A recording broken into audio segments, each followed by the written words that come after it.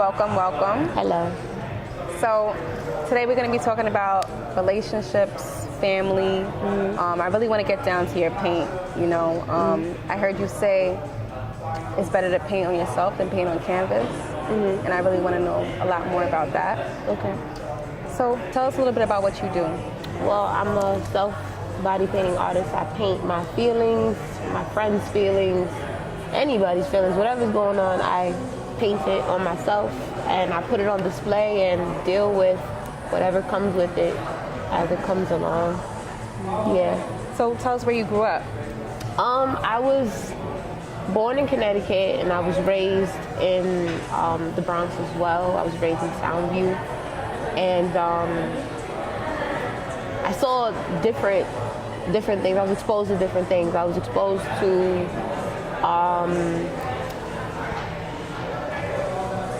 from, how can I put it? I'll say Orchard Beach to lakes in, I don't know, Black Rock Lake, which is a big lake in Connecticut. Like, I was exposed to different things, a lot of things that girls here in the city have never seen, I've experienced, and vice versa. So I feel like I'm very experienced in a lot of things for that reason, because I was raised in two different places. So I saw two different things. I experienced life in two different ways. And I feel like that gave me the upper hand in life, because it's a lot of things that girls in Connecticut don't know how to do, and it's a lot of things that girls in New York City don't know how to do. So I would say the things that I've learned from New York City was how to fend for myself. Because in Connecticut, I won't say you shelter, because there's hoods and ghettos out there as well, but at the same time you have to have a car. It's a lot of things that you have to have that in New York City you don't have to, and there's no trains like subways, and buses don't run every 5 minutes, every 10 minutes. So you got to be on point, because if not, you'll get left. So, I learned a lot from both places. So I always rep both places, because I feel like both places made me who I am. Would you say that one place is more home, though? Like, if you were to call something home? I would say that New York City is more so my home, because all of the triumphs and hardships that made me who I am happened here. Although, things have happened to me in Connecticut, that have made me the person I am as well. But as far as me becoming a woman, I feel like New York City did that, because I've been put in situations where my back has been against the wall and I had to figure out how to survive, basically. So it's a special place that I have because of those reasons. It's things that some people would have never made it out of, and I did. So I would say, New York. And plus, I would say my grandmother, she's the reason why I know how to move around the way I do in New York City. So that's another reason why it holds such a special place for me. Whoever's here with me now, or when I'm going through it with my artwork, if you're in that space with me mentally, that's a supporter to me. A person that's telling me they like my artwork all day long, that don't mean shit. I don't care about that. I like my artwork, so it don't matter if you do.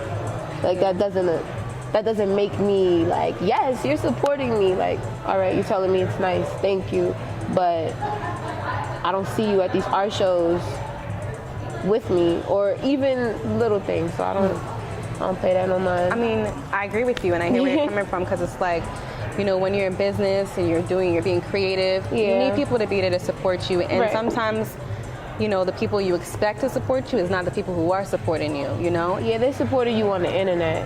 But if support me in real life, if I don't see you there, it's not going to stop your show, right? Nah, it's not, but don't, when I do make it big, don't be saying, I was there, because I'm going to say you wasn't. Yeah, I was watching one of your interviews, and that's one of the lines that struck out to me the most. The people who are here with you now, like, those are the people you're rocking with. Right. And I also saw something on Twitter, and I heard say a lot on Twitter. I know you say a lot on Twitter. I say a lot on Twitter. We see you on Twitter. Yeah, I say a lot. We're going to get to that. Yeah. But in terms, I saw something like, you know, I told my mom one day I'll be on a magazine. Yeah. What was that about? I used to, when I was younger, I would always tell my mother, I'm gonna be famous. Like, when I was little, I was very little telling her that, like, I'm gonna be famous. Like, and at the time, I didn't understand wealth or anything like that, being rich, but famous was just the thing. So I would tell her, like, I'm gonna be famous. People are gonna know me. They're gonna wanna know me. And she would just, oh, okay, you know, laugh it off. And I feel like I'm getting to that point. And I would tell her, like, I'm gonna be on a magazine.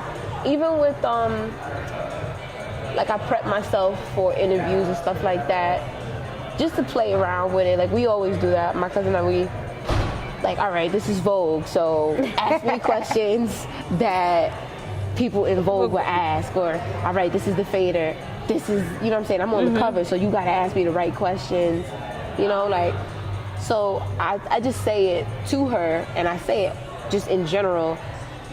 She knows, like, I say it so much because I just feel like that's gonna happen. I'm gonna be on a billboard. I don't know when, but I know I'm gonna be on one. Yeah. So what magazine or what billboard would you want to be on? I want to be on the fader because that's a collector's item. So definitely the fader for that very reason, because, like, I feel like I'm a collector's item. I don't feel like I'm a regular person. I don't conduct myself like a regular person. I don't have regular friends. I don't do regular things. I don't have a regular life. So you know, you gotta exude that if that's what you want, and that's what I want. And the fader, I feel like, is one of the magazines that embodies that as far as being a collector's item. Of course, everybody wants to be on Vogue. Like, if you don't, like, why not? But billboard-wise, I just want to be, I want a company or a brand to be like, hell yeah, like, she's the face of this collection. Like, she got to be up there. That's what I want. So whatever high fashion brand, streetwear, whatever, if it's ill and you feel like I fit that or I embody that, then put me on the billboard.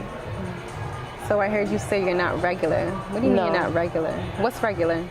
Regular to me is a person that's content with their life. I'm not content with my life. I'm not satisfied. I'm not happy. I mean, granted, when I say I'm not happy, like, it's not like, oh my God, I hate life, but I'm not happy with the situation I'm in. I feel like it could be better. Like, I don't conduct myself in a way it's just where it's like blah. Like, you want to know about me. Shit, sometimes I want to know about me. It's a lot of things that I don't know about myself that I'm still finding out.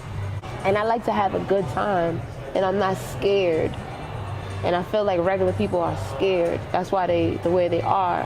People that are dope are not scared, and they're not regular. I feel like people that just are content with being what they are is like regular. You're regular to me, because everybody is evolving. Everybody's a butterfly. So if you cool with being a caterpillar, you're regular to me. Like, I don't even want you around me because you're not trying to evolve. I don't want that type of energy around. Like, I don't like regular energy. I like a person where somebody comes up, they're like, they got too much energy. Like, yeah, hell yeah. I like that. Like, they're not regular.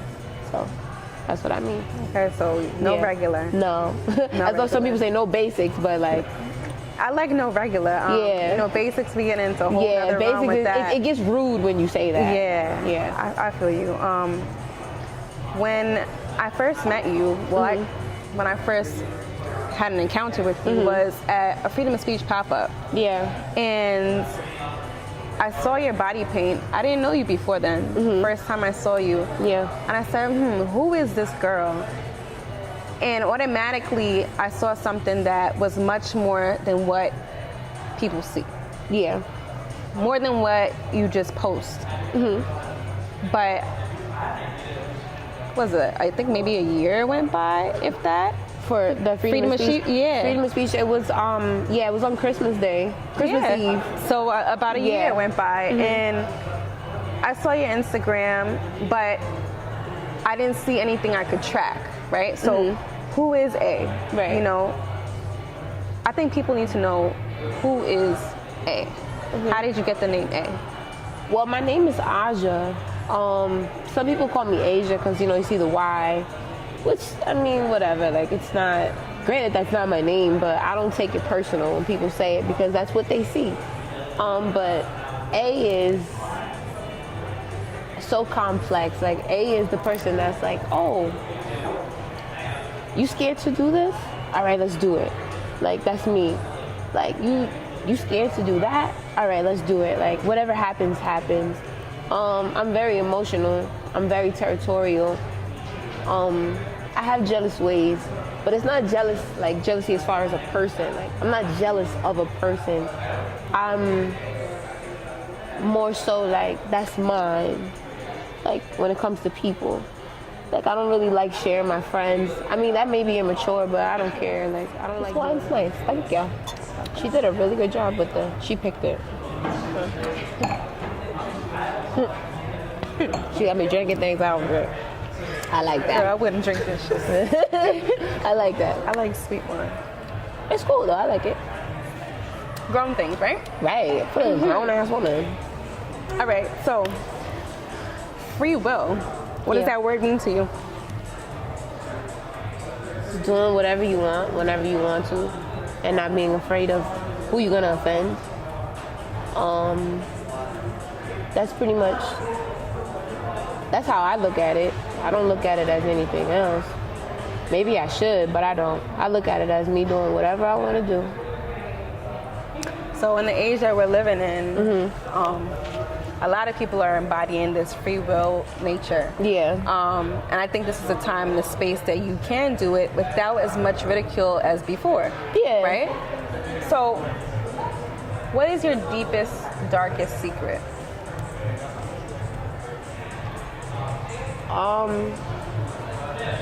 In Girl, you'll find out what it is, because in Girl I talk about it.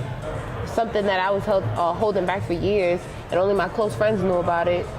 And I was battling with it for so long. Like, I didn't know how to conduct myself in certain situations because of it. And it's something that a lot of people can relate to because it's more in the forefront now, except mine's a little bit darker for the simple fact of the time frame. But yeah, I talk about that. My deepest, darkest secret, I would say, it's in Girl. It's the self-title of Girl, and I explain what it is that happened. So for those who don't know what Girl is, right. I got a sneak peek, but tell them what Girl is. Girl is it's a documentary about me, the things that I go through, the things that have happened to me that I feel like a lot of people would never think would happen to me, or never, would think that I would do these type of things or do these type of things. Yeah, that's what it is. It's very personal. It's very self-explanatory. It's not hard for you to understand, and it's very gritty. It's very raw. It's beautifully hurtful because it's like, what? Like, because some of the people that have read it, they had a different emotion to it. They didn't expect these things, because for me, I take my friends' emotions more serious than my own. So if I'm going through something, maybe two people will really know what's going on with me, and everybody else may just be like, oh, she's upset, she's all right, she'll get over it, but they know what's going on. Because you have to have that truth. Yeah, you got to. And I have those type of friends that they know the deal. Like, if I'm really, really upset, they know. And with Girl, it's a lot of things that have happened that are just like, oh shit, or what? Like, did that just happen? Yeah, and I just feel like it's relatable for everybody else. I feel like the things that I speak about in Girl, a lot of girls are scared to talk about it. They're scared to admit it because of their following. They're scared that people won't like them or look at them differently, or they just don't have the balls. And I feel like I do. I have the balls to say it, so I think the time is now. So do you see through those individuals, those who put up that front for their following? Yeah, because yeah, they message me. Like, they front on the internet, but they'll message me what they really thinking. And there'll be people I don't even know. And it's just like, yo, I can't believe you said that. I'm feeling that way, but I just can't say that because like my following or this one might look at me funny. Like, I get it all the time. I just don't broadcast it. I always want people to feel like they are comfortable enough to tell me whatever and know that I ain't gonna, I'm gonna hold it down. Like, so I get those type of messages all the time. That inspire girls. And there's girls that I'm like, damn, like you're a popping female, like, and you're coming to me, like, so. Mm-hmm. So it seems like you're really an outlet for a lot of girls then. Yeah, I would say so. Yeah, so being that you have kind of this responsibility to stay true to you, right? Stay true to yourself and keep telling the public, who you are, but still save a little bit, right? Right. Absolutely. I feel like everybody should save a little bit. You should never give away everything. I hate when girls say that, like, I just put it all out there. It's like, relax. Like, you gotta have some sort of mystery to yourself. And a lot of girls, they want to find love, but they're so busy putting everything out there that they're actually blocking it. So I tell people, you gotta have a mystery to yourself.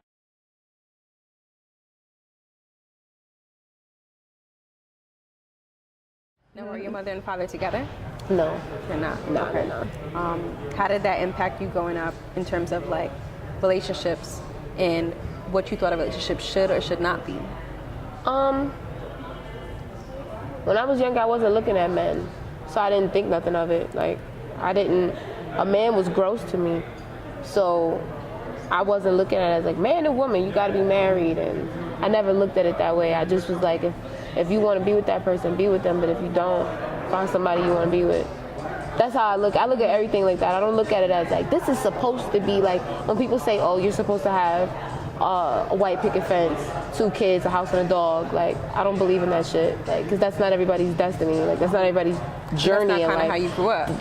But not even just the fact of me growing up like that. I just don't feel like that's realistic. Because for some people, they want to have a traveling family. They want to, they don't want to stay in one spot. So I don't believe in the white picket fence, that shit. I don't believe in that. Like, I mean, granted, it's cool. Yeah, great. You got a dog. You got the white picket fence. That's nice. Life's great. Cool. But that's not how I see things for myself. And it's kind of like, what's behind that?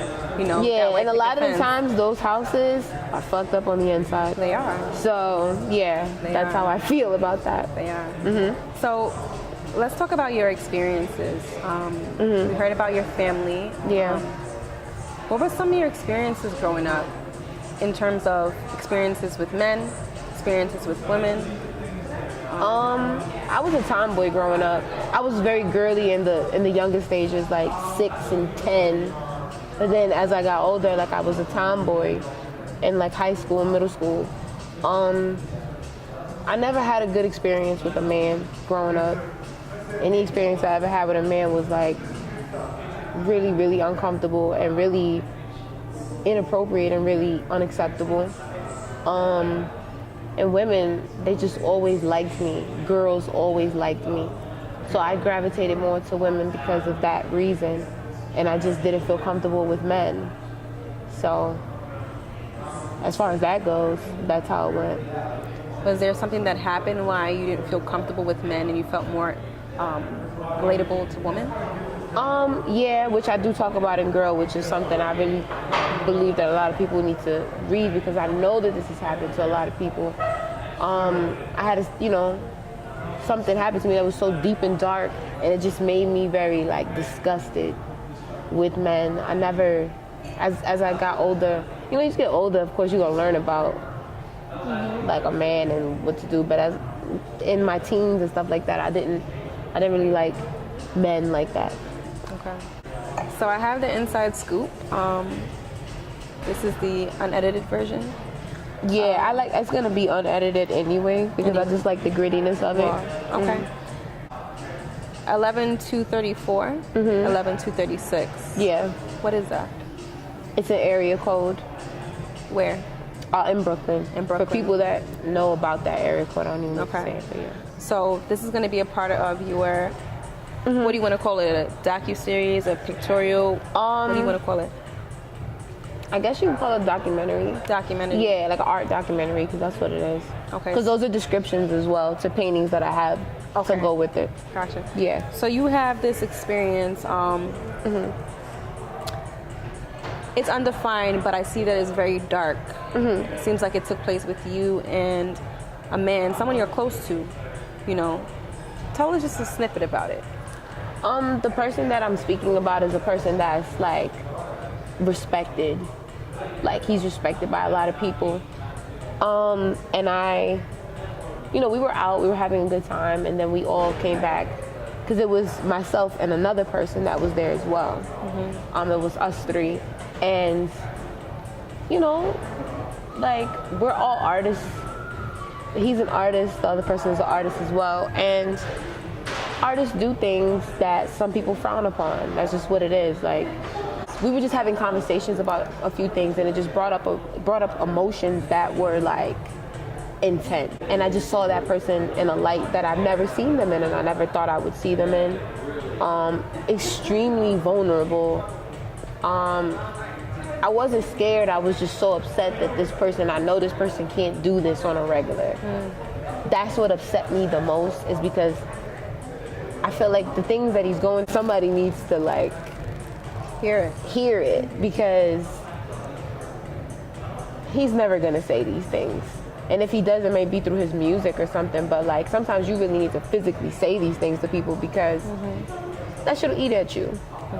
And I just felt like, oh my God, I can't believe I'm seeing this person like this, because I always look at him as like this tough, like ill person. So for me to see him that way, it's just like if you see like, I don't know, like your favorite celebrity or something. Not saying I look at him as a celebrity, but just the person that you hold high up. You admire, right? Yeah, like, and you're just like, oh wow, shit. Like, I'm seeing you like I know you have feelings, but damn, you got feelings. And but then you're sharing it with me too. Yeah, and it made me emotional, because I'm like, oh shit, I can't even help this person like with it. You know, there's nothing you could do about it. And that, it just put me in a different space. Now, have you found yourself in a vulnerable space where, you know, someone's looking at you kind of like, wow, I know you? Well, I thought I knew you. That moment. So him too. He didn't even know you. Yeah, he didn't even know. Like, he knew me beforehand, but like not like that. Not like that. We really got to know each other in that very moment. So you think that, I mean, obviously that brought you closer together. I'm sure it did. Like, this is a person that like, I have a lot of respect for this person. I admire this person. This is not a person where it's just like, oh my God, I want to be with this person. Nah, like, granted, I had a stupid, crazy crush on him, but I just have so much respect for him. Like, it's not like I want to be with you. I just respect you. Like, I like being in your presence because you're so dope. Like, his presence is felt.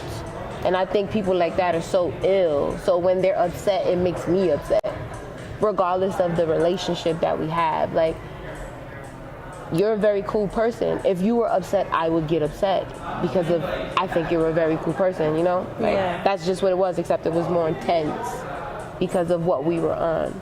So how do you separate, you know, this feeling of respect and I just want to be close with you? I don't separate it.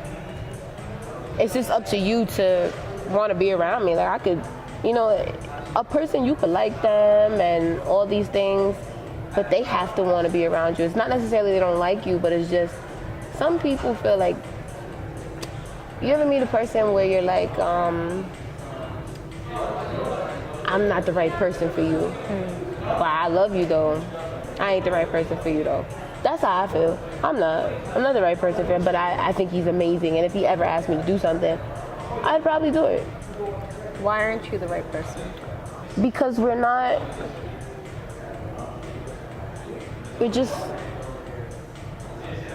it don't work like that with us. Like, you know, you ever see a person where you're like, you could kiss this person and that it could be that, like, oh, if I see you, like, I kiss you.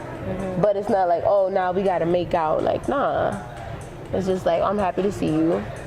I love the way you look. I kiss you, hey. And then that's it. It's not like I want to bang you, or, you know, like, I got to be your girlfriend. Like, it's not like that. We just have respect for each other. Like, we got a love for each other that's, like, different. That's just the only way that I could put it. Okay. Yeah. But there are people who, you know, you have a relationship with, a unique relationship with, right? Yeah. Kidada? Yeah, it's my, that's my, I call her that. That's my best friend's, it's like a nickname that I have for her. Yeah. We have a different type of relationship.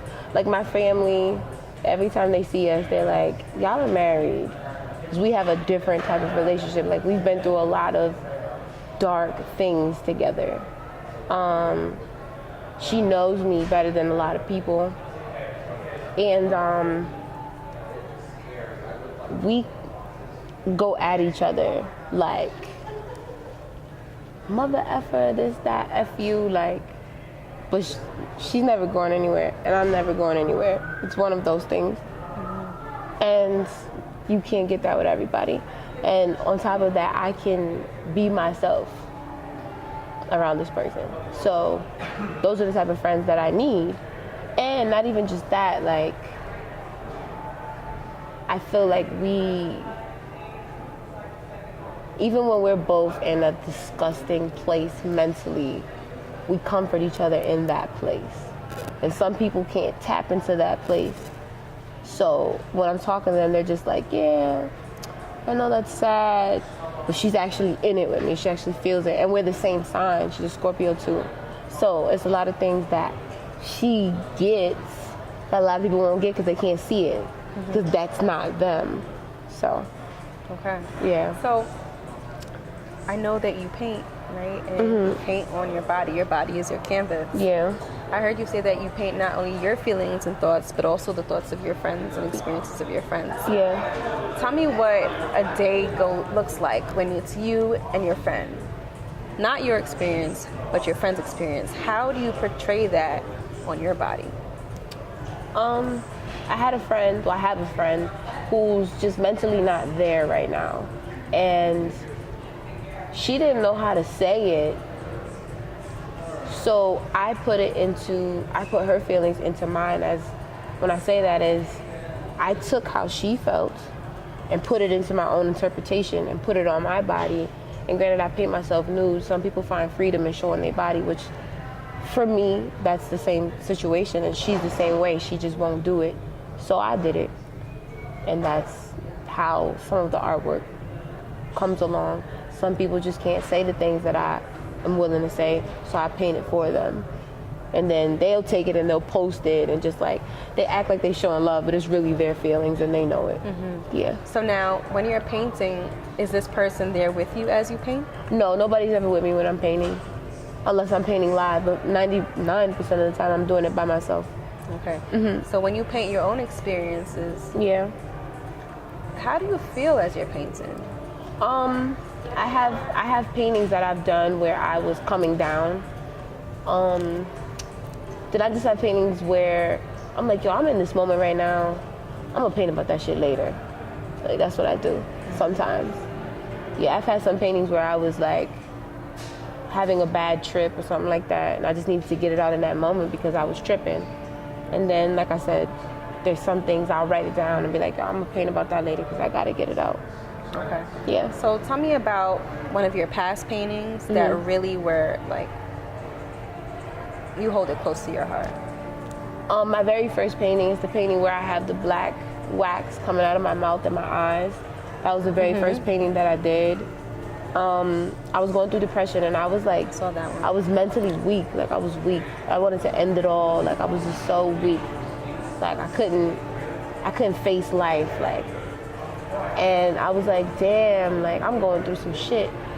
And I had some paints that I had left over from like me doing cosplay, and I used those paintings. I used those paints, and I just took that and how I felt and what I saw. I just, I painted it, and everybody felt it because I guess that's how they felt.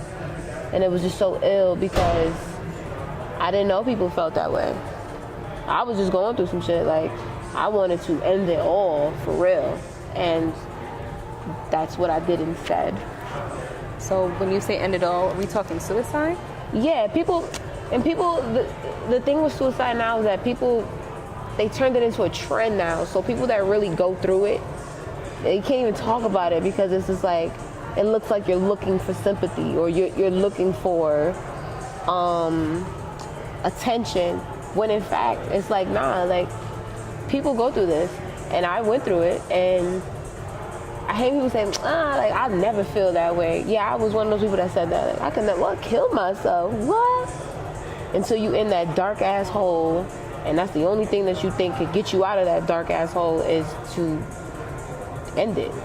And that's how I felt for a very long time. I just held it in until the point where just like I kind of lost my mind, and well, shit, I did lose my mind, and then I just decided to paint instead.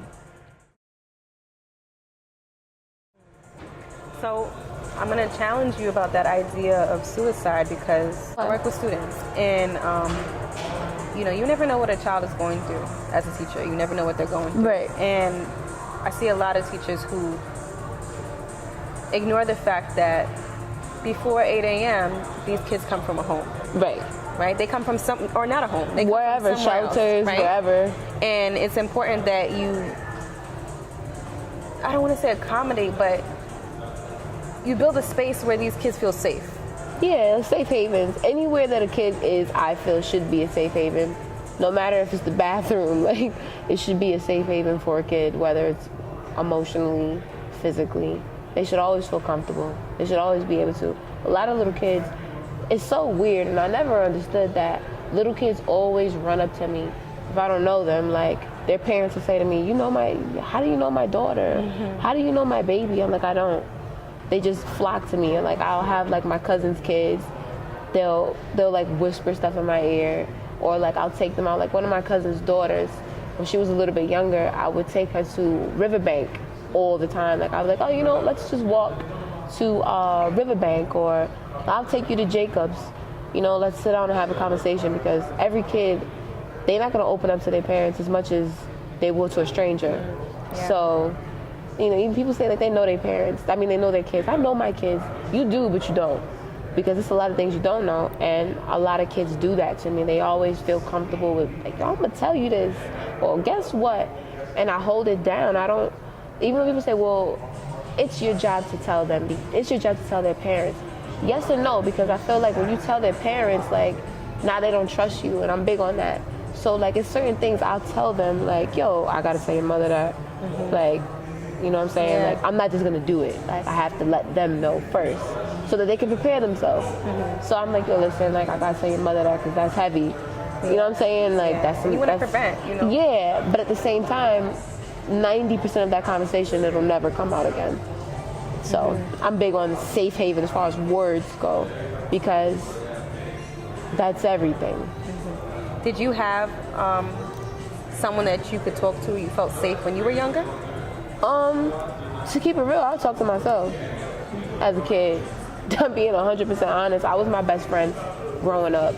Granted, I would talk to my grandmother, because my grandmother was so open, but for the most part, like, I had 5 brothers, but only, I was raised by myself. My mother raised me it was just me. So I was my friend. I had my, your imaginary friends is your friend, but it's really you. Like, you're really talking to yourself. So I talk to me, still to this day, but especially when I was younger, like, I'll talk to myself. Or my Barbies, those was my homegirls, That's okay. I talk to myself too. You have to. Nobody knows you better than you. It's true, and it's like sometimes you find yourself talking out scenarios, Absolutely. And back then, the Barbies, those were my homegirls. Those are the people I confided in. My Barbies, my toys. Mm-hmm. I wasn't really a kid that, although I'm a jokester. Like, people that really know me know that. Like, I'm very silly. So like, that's what I did to cover up a lot of things. I was being silly. I would joke around, make everybody else laugh, but inside I was like feeling like shit. She having her delicious moment. All right, put the A swing on it.